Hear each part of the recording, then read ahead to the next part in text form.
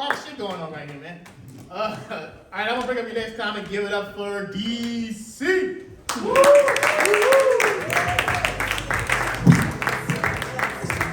Thank you, Richard. Yo, give it up for Amber. Having the cleanest comedy club in town. Cleanest comedy club.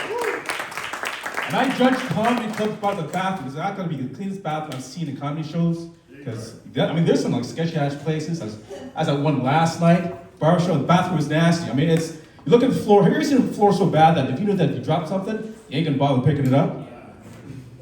Bro, I dropped $20 in the bathroom last night. I looked on the floor and said, shit, I just lost $20. I didn't pick that shit up.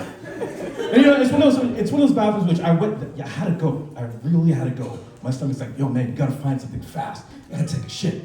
But then there's two different conversations happening in my body that time. And when one walked in, like, oh, my stomach's like, yo, you gotta take a shit. But my asshole was like, nope, not today.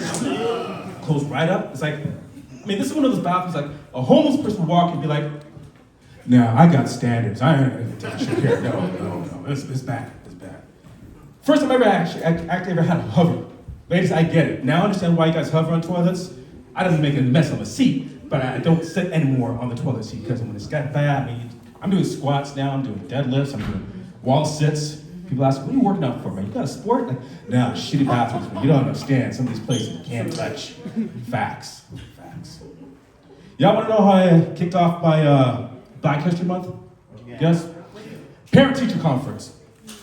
Kicked it up, I don't know, that's what's up. Parent-teacher conference. Because my daughter cussed out another kid in her class. So I got called in, teacher's like, oh, excuse me, guess what? Your daughter called another student an ass nugget. Ass nugget. I was like, that's kind of creative, right? But she's like, oh, listen, ass nugget. Well, I'm like, yeah, and? Does he look like one? Does he sound like one? Does he act like one? Is he a Green Bay fan? Like, is he a frat boy? I don't know this nigga, like, what's up? Because he's a bully. And my daughter stepped up to him. And she's like, listen, you gotta do the right thing, talk to your daughter. We don't tolerate that in our classrooms, in the public school. All right, let me be a responsible parent, do the right thing. And teach her how to cuss. I gotta teach her how to cuss properly. So I said, listen, baby girl, you can't call someone an asshole. That's wrong. Or you can't call someone a dick. That's the wrong way to do it. What you have to do is say, you're acting like an asshole. You're acting like a dick. That's a proper way to cuss somebody out. Like, I will never call your mother a bitch. Never. But the other night, she's giving an Oscar-worthy performance. I'm just saying, she really committed. Like method acting, like double down, like Yellow Davidson Fences, like Oprah Winfrey in The Color Purple, like Kirk Lazarus in Tropic Thunder. I know he wasn't black, but still, that nigga committed. Had it convinced. Gotta give props to my wife's acting ability to bring that inner bitch out. She hates that joke, by the way. She hates that joke. Yeah. Hey, who likes to travel? Make some noise. Woo! Yeah? All right. Now, who's got a passport? Make some noise. All right. Okay. All right.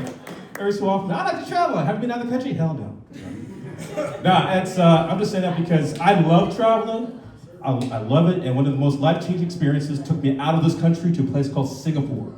Have you heard of that place? Yeah. Movie called Crazy Rich Asians, that movie? Remember that movie? I lived there, nigga. It's for real. Everything's exactly what you see in the movies. I saw it. Ain't no black people, though. Ain't no black people. Like, when I showed up, they didn't even use my name. They just called me Singapore Black Man number 5. I go to the passport. Hey, my name is, it doesn't matter, number 5 next, right? Yeah, no black people, no representation.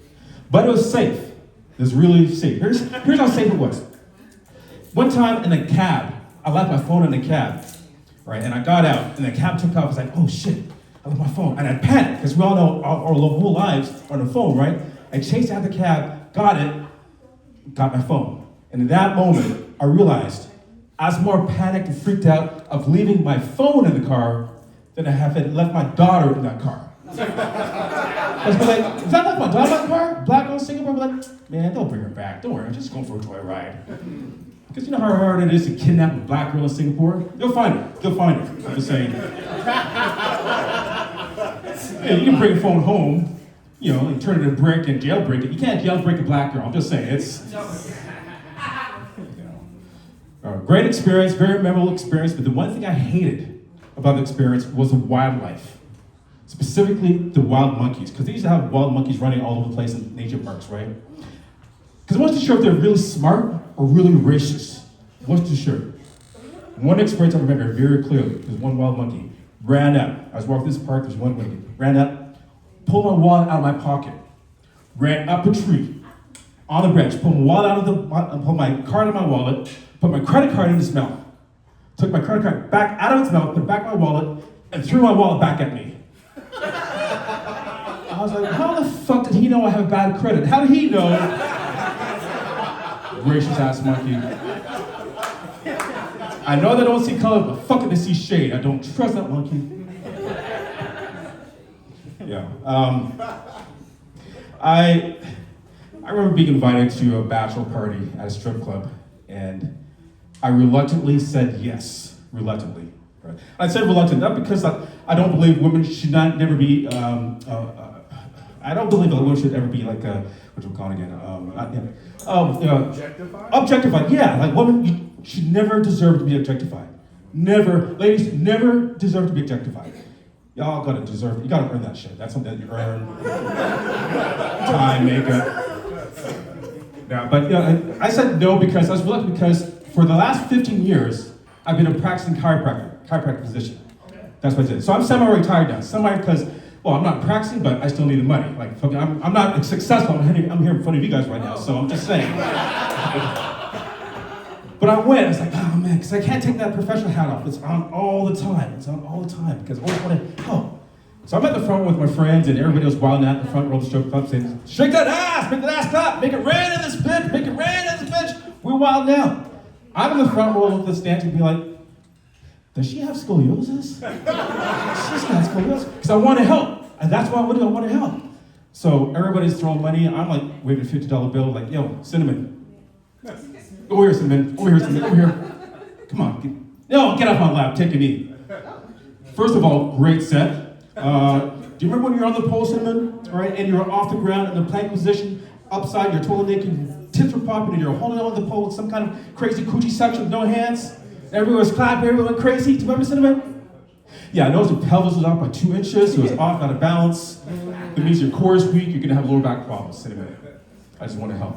Cinnamon's like, that's so sweet, Dr. Daddy. Do you want to dance, huh? Do you want to dance? I can give you a dance. I'm like, Cinnamon, no, because your pelvis is way off and my pelvis is balanced. I'm not paying for a bumpy ride. I'm not paying for you to fuck up my normal alignment. In fact, you need me more than I need you. Here's my business card. Folks, I have 10 other dancers like Cinnamon that night. 10 dancers. I changed that champagne room into my personal examination room. My friends are spending $500 in strips that night. I earned $2,000 in consultation fees. I'm just saying, I made it work for me. I don't care if your co-pays in $1 bills. I will accept your $1 bills. All right.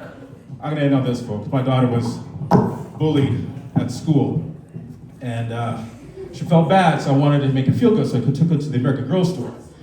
So listen, you can choose any doll that you want. This girl chose a doll that looked exactly like her bully. Brought it home, stuck pins all over the doll. I'm like, that's gotta be the most bougie looking voodoo doll I've ever seen, baby girl. I know your mom's Haitian, but damn, I didn't know it was genetic. Like, it's genetic. But a couple of days later, her and the bully were playing. Apparently the bully had back pain. My daughter cured her. Who knew? What's up? Yo, that's my time. My name is DeeCee, y'all. Welcome to the place. Give it up to your host.